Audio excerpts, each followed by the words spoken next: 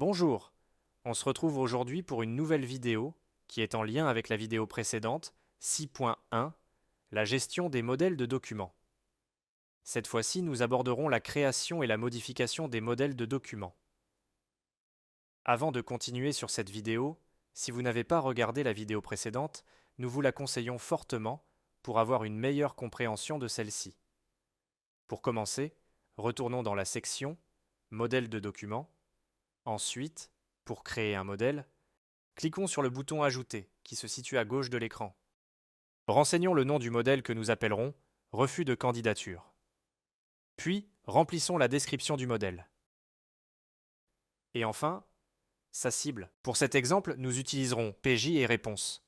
Pour le type de document, ce sera alors Projet de réponse. Un nouveau champ est apparu où nous devons y renseigner le modèle utilisé. Nous pouvons importer un modèle grâce au bouton Importer un fichier. Attention tout de même. Le fichier importé doit comporter des champs de fusion.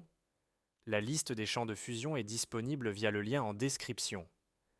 Dans notre cas, nous choisirons le modèle PR générique Visa interne. Ensuite, modifions-le grâce au bouton Édition du modèle. Nous allons écrire un exemple de refus de candidature et valider les modifications apportées. Le modèle va ensuite s'afficher en dessous.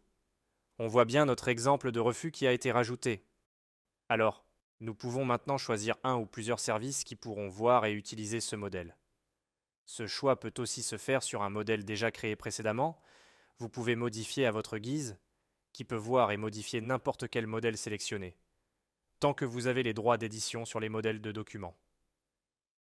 Aussi dans notre cas, nous choisirons la direction des ressources humaines et enregistrons le tout.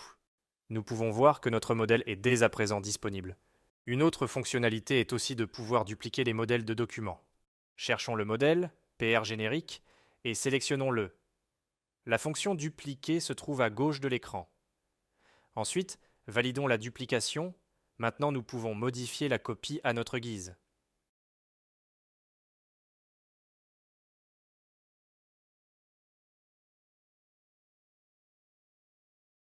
Nous allons reprendre notre modèle de refus de candidature et modifier le document pour en faire une variante. Pour terminer cette copie, attribuons-lui l'entité, Direction des ressources humaines. Après les modifications terminées, enregistrons notre nouveau modèle et constatez que notre copie est bien présente.